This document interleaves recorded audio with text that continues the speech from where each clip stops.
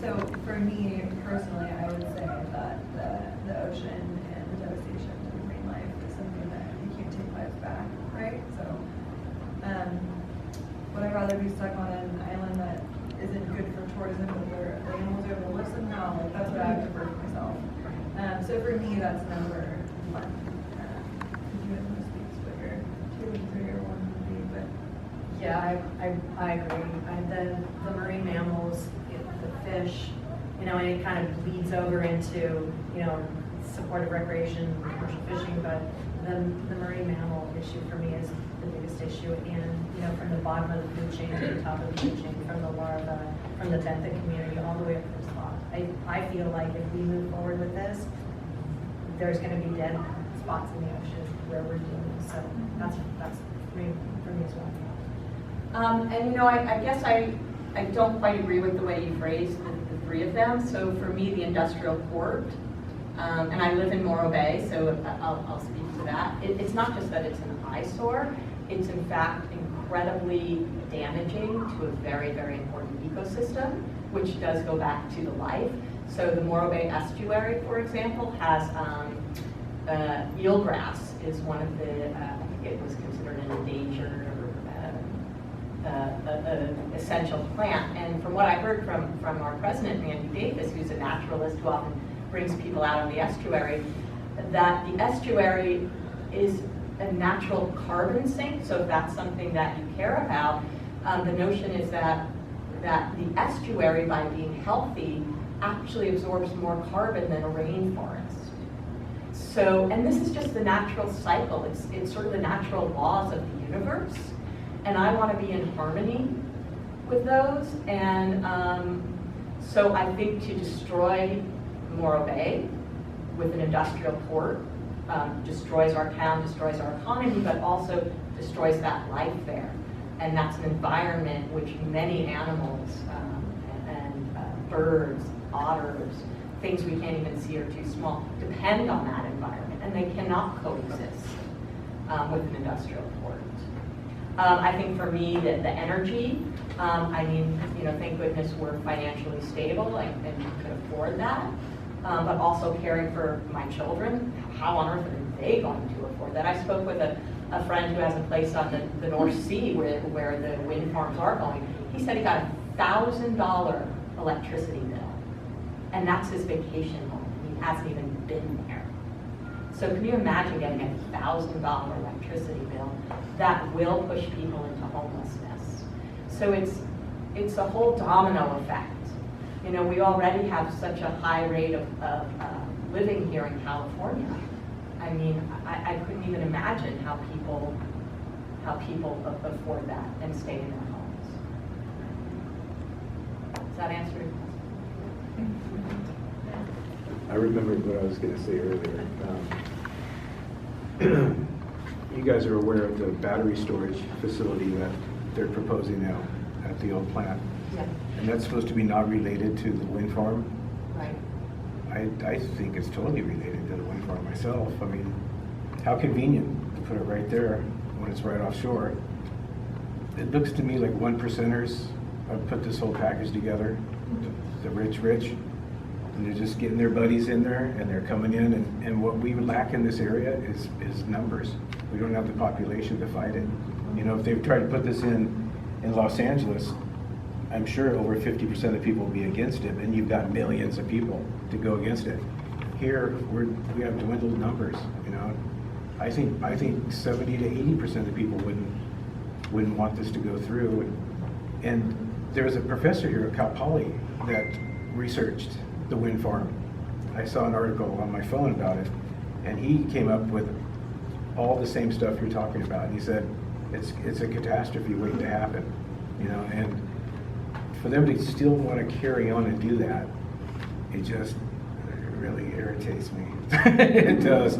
I don't want to see this area turn into a Long Beach, and it's looking that way. Someone termed that it was like David and Goliath, basically, is what it can feel like, right? Mm-hmm. Yeah, and it's hard, but definitely. Did you have a question? I did.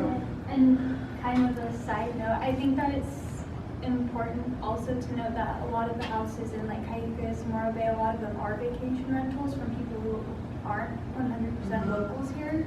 So I think that's why it's even more important to get all of California informed, Yeah, because it's not just no, going to affect seriously. locals, it's people who live anywhere who have a home or, yeah, that. And if I'm right, didn't it fail on the East Coast when they tried to do this? Didn't the project? It's still going through now. It's still going, and it's still going through. Wow. People are fighting it. I think there are some being built. There are some that were withdrawn because there was tremendous community opposition. But mainly the reason that they were withdrawn is because the government wouldn't pony up more money. So, for example, when they first come in, they make an agreement with the local, like electricity, or how would you call them, the providers, to say, okay, will you buy this power for 140 megawatts per hour? Oh yes, we'll do that. Then they start getting their, and they're like, oh man, that's not going to cut it. 140 is not going to cut it. We need 240. So they go back and they say, we want to change our contract. We're going to need more money. And actually, New York State stood up and said, no, we're not going to do it. So they pulled out. But what I understand is now they can come back in and bid a brand new contract. So it wouldn't be a revision on the old contract, it would just be a new contract at a higher rate. Whether the utility providers will go for it or not, that's anyone's guess. The leases that they acquired right out there on Yeah. the sides, where did that money go? Where did it go? Did it come to us on our county, or did it go to the state? Mandy, you It's in know? an escrow account. It's in an escrow account. Yeah, that is in an escrow account until they get all of their permits and it actually goes into construction. So that money is set aside right now. But will it go to San Luis Obispo County, since it's off our shore, or will it go to the state?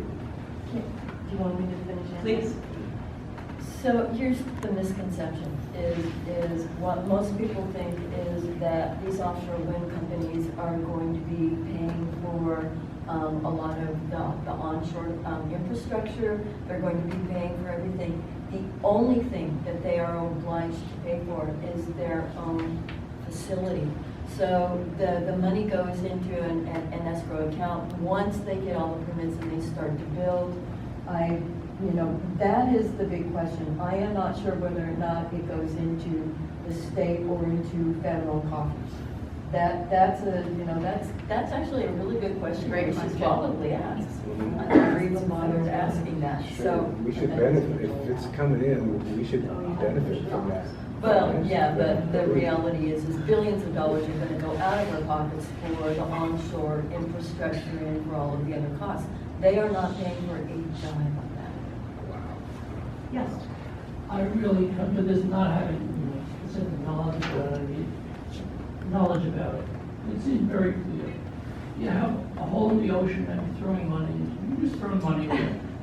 That's nervous. That's the reason we're doing this.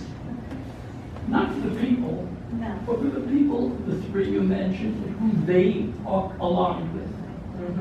That's what it's about. And you say you're not politically aligned. Everything is political. Everything is decided that way. Money is being pulled out of the middle class and thrown away purposely in order to make the middle class weaker. And that's what happened. That's what's happening, I believe. You have to look hard at that. If we have any other questions? Yeah, thank you for that. I just have one, I was just wondering, like, locally, is there anything that's happening with politician-wise stuff, like, any? We are a 501c3, so Yeah. we can't advise you who to vote for and who not to vote for. However, I suggest that you pay attention to whoever's running for office and ask them, do you support this? If so, why? Have you really looked into it? I would put their feet to the fire. In Morro Bay, we have a couple of people who were supporting it, our mayor, and the people got wind of it. And we had a massive blowout in the last election in 2022, and it completely turned the tide. If that hadn't happened, we would be sunk. I believe so. our elected officials were speaking in private, not reporting out as they're obliged to do. They were meeting with dignitaries of foreign countries, and I know this because I did a public records request. They were talking, the elected officials with the non-elected appointed city staff about, keeping the information from the public as long as possible, how to message it so that we would accept it. Our city council was asked to sign non-disclosure agreements in order to get money. This is true. They have no money to deal with it at all. And so the one wind company said, well, we'll give you money if you sign this NDA, non-disclosure agreement, which means that they would not be able to speak to their own constituents about what the conversations that they were having with these multinational corporations. This is how they operate. You need to be aware of this. These are not nice, I shouldn't say they're not nice, they're probably very nice. But they don't care about